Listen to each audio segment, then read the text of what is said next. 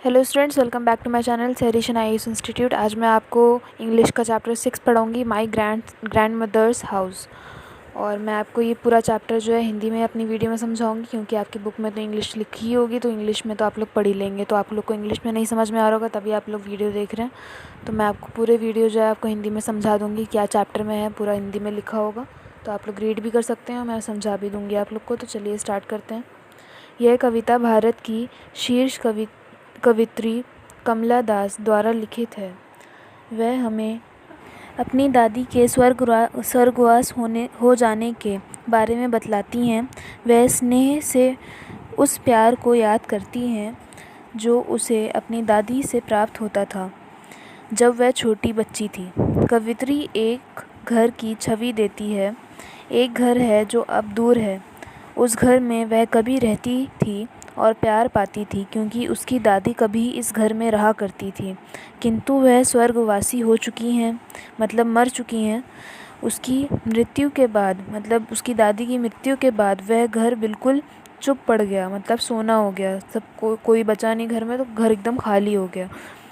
यह उजड़ा सा लगता था। किताबों के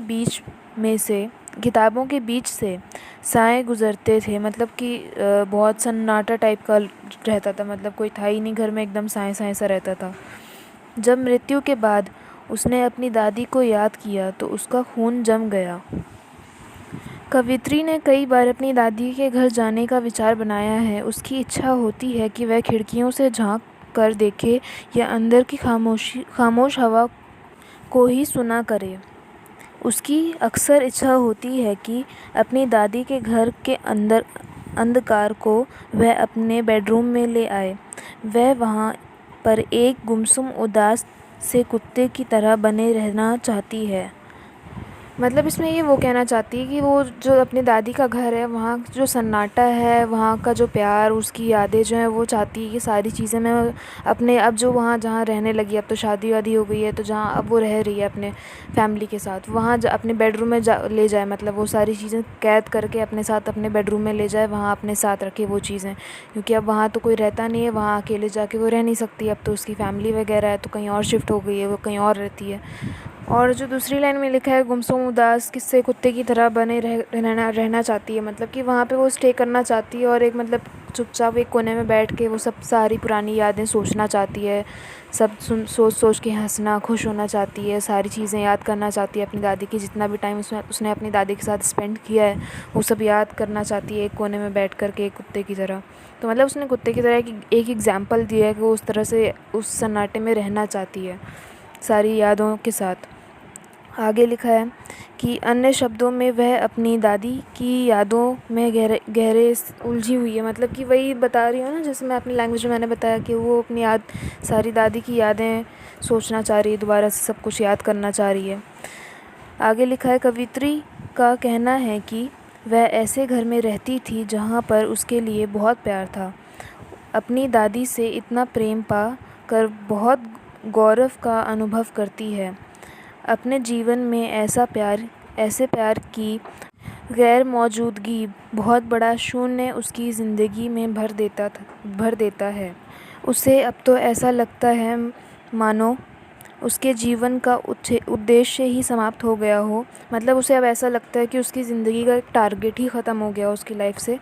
अब वह थोड़ी मात्रा में ही सही अजनबी लोगों के द्वार पर उस प्यार को पाने की भीख मांगती है, किंतु उसकी दादी के उसके लिए प्यार का कोई सानी नहीं है। मतलब कि इसमें कह रहे हैं कि अजनबी लोगों के द्वार पे, मतलब अपनी फैमिली से वो प्यार नहीं पा रही है। वो जिस तरह से, मतलब पाती होगी, प्यार से रहते होंगे पूरी फैमिली, लेकिन यहाँ पे वो कहना चाहती है जिस तरह से मुझे दादी प्यार करती थी, उस तरह का प्यार वो हर तरफ ढूंढती है और मतलब एक तरह से पाना चाहती है, लेकिन उसे शायद कहीं से उस वाला दादी वाला प्यार कहीं से नहीं मिल पाएगा, अब ना ही मिल सकता है। वो चीज़ भीख मांगती है एक तरह से, लेकिन नहीं मिलती, वो वाला दुलार वाला प्यार अब नहीं मिलता उसे।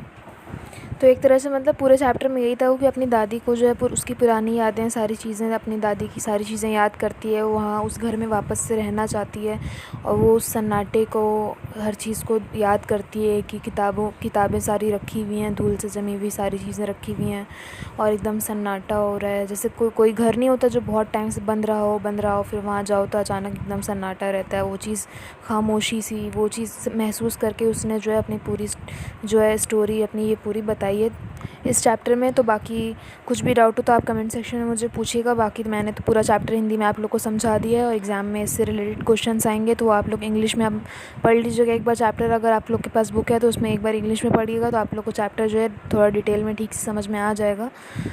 तो इंग्लिश में आप लोग को लिखना तो इंग्लिश में ही है, तो एक बार रीड कर लीजिएगा अपना बुक में से भी चैप्टर, तो आप लोग को सही से समझ में आ जाएगा। क्योंकि आप लोगों ने वीडियो देख लिया है तो आप लोग को हिंदी में वो चीज़ पता है, तो वही चीज़ आपको भी इंग्लिश में पढ़नी है। तो क्वेश्चन आंसर्स आप लोग पढ़ लीजिएगा ज़रूर से, क्योंकि वो इंग्लिश में ही आएगा ऑब्वियसली, हिंदी में तो लिखना नहीं होगा आपको, एग्ज़ाम में लिखना तो इंग्लिश में ही है।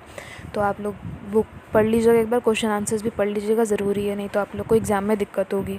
और बाकी कुछ भी डाउट हो तो कमेंट सेक्शन में पूछिएगा, मैं आप लोग की ज़रूर हेल्प करूँगी। और best of luck for your exams. और मेरी वीडियो पसंद आई हो तो प्लीज़ लाइक करिएगा और मेरे चैनल को प्लीज़ सब्सक्राइब करिएगा और भी वीडियोस देखने के लिए, और भी सब्जेक्ट्स की, और शेयर भी करिएगा वीडियोस एंड आई उसके बच्चों को। और थैंक्स फॉर वॉचिंग।